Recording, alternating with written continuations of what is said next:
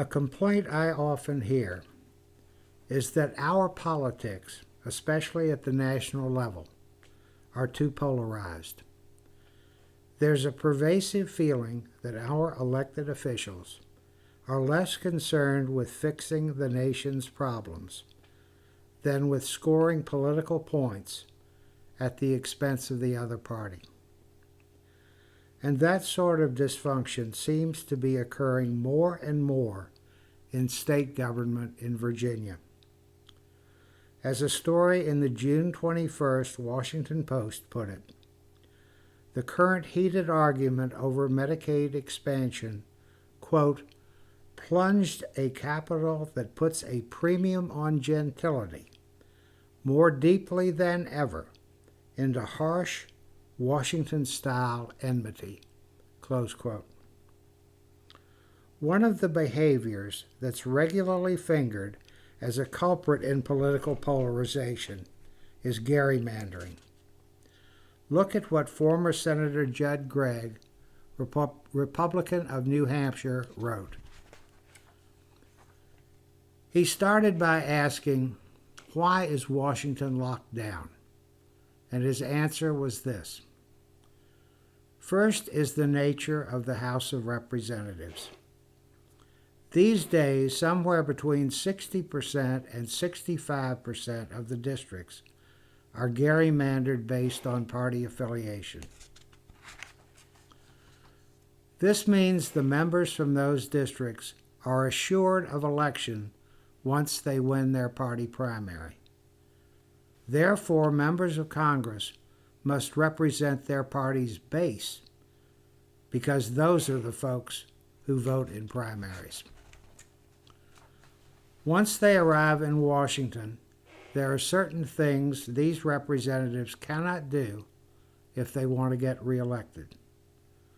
Compromise, cross the aisle, and reach an agreement. The base on both sides does not tolerate reasonable action, only purity. The House is thus locked down. No governing there. What is gerrymandering? This is an accepted definition. In the process of setting electoral districts, a practice that attempts to establish a political advantage for a particular party or group by manipulating district boundaries to create partisan advantaged districts.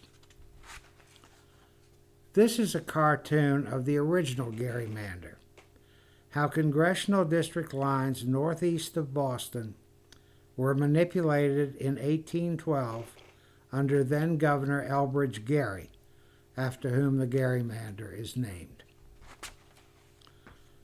The hallmark of a gerrymandered district is an odd shape, and the reason for that is that at bottom, gerrymandering is cherry-picking voters to achieve politicians' political ends.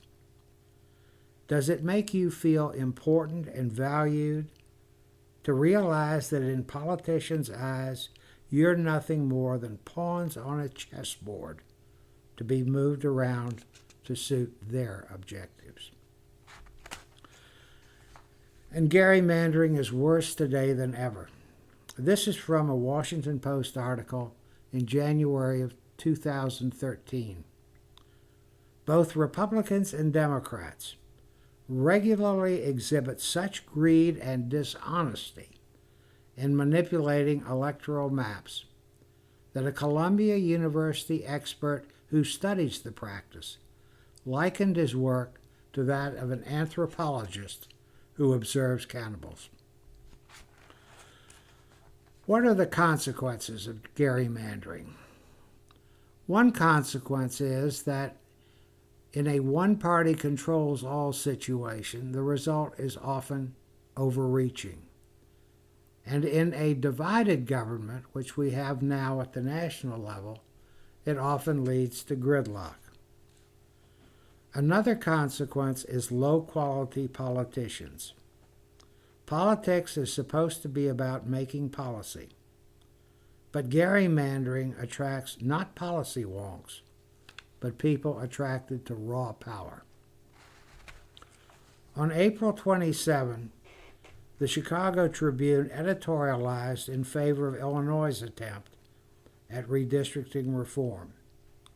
It wrote that if redistricting reform became law, quote, this much is guaranteed: they'd elect different Democrats, better ones, and better Republicans too. Why? Because more candidates would run if the results weren't cooked. Competitive elections bring out better candidates and motivated voters. Related to that, when you have gerrymandering, the quality of the policy ideas declines drastically. For many years, Robert Kaiser was a highly respected political reporter for the Washington Post. Then he got disillusioned and retired. In his valedictory column, he lamented the sharp decline in the quality of the policy proposals being advanced. He wrote, "Congressmen's electoral successes every 2 years dulled their competitive skills. They had little to offer by way of new policies or ideas. They became smug, self-satisfied." Now let's look at the lines of some Virginia districts. They're the product of a bipartisan gerrymander. When the lines were drawn in 2011, the Republicans controlled the House of Delegates and the Democrats controlled the state Senate. They cut a deal. The Republicans could gerrymander the House, and the Democrats could gerrymander the Senate. You'll notice that many of these districts are in blatant violation of Article 2, Section 6 of the Virginia Constitution, which provides that, quote, every electoral district shall be composed of contiguous and compact territory, end of quote. This is the 15th senatorial district of Republican Senator Frank Ruff. It stretches from Smith Mountain Lake and west of Danville to southeast of Richmond, and from Amelia to the North Carolina line. It isn't compact, and includes all or part of 11 different localities. It looks to me like a melting anvil. The objective was to pack as many Republican voters into it as possible, so they couldn't affect elections elsewhere. This is a sort of companion to the last slide. It's Republican delegate Tommy Wright's 61st House District, and it overlaps significantly with Frank Ruff's Senate District.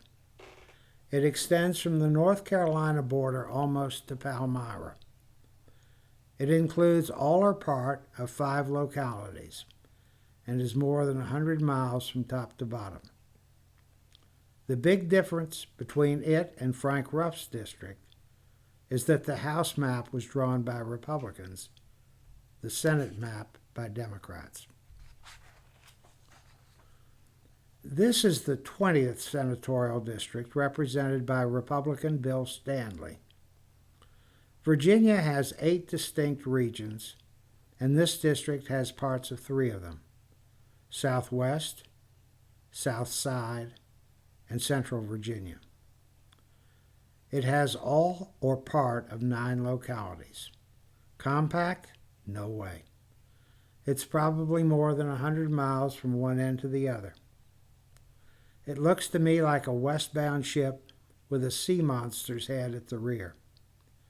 Once again, the purpose was to pack in as many Republican voters as possible. This similarly elongated district is the 74th House District, represented by Democrat Joe Morrissey. Here the purpose of the gerrymanderers, House Republicans, was to pack Democratic voters into his district, so they couldn't affect elections elsewhere. This district is composed of portions of 3 localities. From one perspective, it looks to me like a chainsaw. From another, some animal with a straight tail drinking water. From no perspective does it appear to me to be rational. This is the 37th Senate District, designed by Democrats to elect one of their own, David Marsden. Nevertheless, I call this the Cruel and Unusual Punishment District, because to get from one end of its non-compact portions to another, you have to travel on Northern Virginia's most congested roads. Except on federal holidays and during August, you can count on spending at least an hour in gridlocked traffic to get from one end to the other. And this House District 72 is my entry for the most convoluted district in Virginia. It belongs to Republican Jimmy Massey. Now, if there are any guiding principles that Virginia's gerrymanderers follow, one of them seems to be that no jurisdiction is too small to break into pieces. The ideal population for a House of Delegates district is a shade over 80,000 people. That's calculated by dividing Virginia's population as of the 2010 census by the number of seats in the House of Delegates, 100. Now look at Campbell County. Campbell County could easily fit into a single House of Delegates district, but it's split 3 ways. Similarly, Henry County could easily fit into a single district, and it's split 3 ways. You could fit 2 Prince George counties into a single district. Again, it's divided among 3. And Caroline County, even smaller, is also divided 3 ways. That brings us to what we at One Virginia 2021 are trying to do. We're trying to end gerrymandering. Our plan is to end partisan redistricting by ending the involvement of politicians in the redistricting process, and instead to delegate redistricting to an independent, nonpartisan commission bound by common sense rules. Now, this will require amending Virginia's Constitution, and that is not easy. For an amendment to become law, it must pass the General Assembly twice in different years, separated by a House of Delegates election, like 2015 and 2016. We know that the House Speaker and the Senate Majority Leader will fight us hammer and tong, and that the only way past them is to gain overwhelming popular support. Now, there are instances where popular support has overcome politicians' resistance, and I want to focus on the third item on this list because it's very similar to our situation. Elected school boards. Some background. For more than 90 years, Virginia school boards were appointed by the locality's governing board, like the city council. Virginia wasn't just unusual in that regard. By the 1990s, it was the only state that didn't allow voters to choose their school boards. Now, the elected school board issue is very similar to the redistricting reform issue. Neither one is a pocketbook issue like taxes. Neither is an intensely personal issue like the right to choose your own doctor that killed Hillary Care in 1993 and 1994. Both redistricting reform and elected school boards concern how meaningful or how meaningless our right to vote is.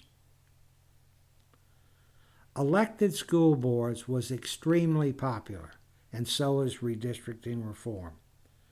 So the strategy the legislative leaders used for more than 10 years to kill elected school boards was the same strategy they have been using to kill redistricting reform.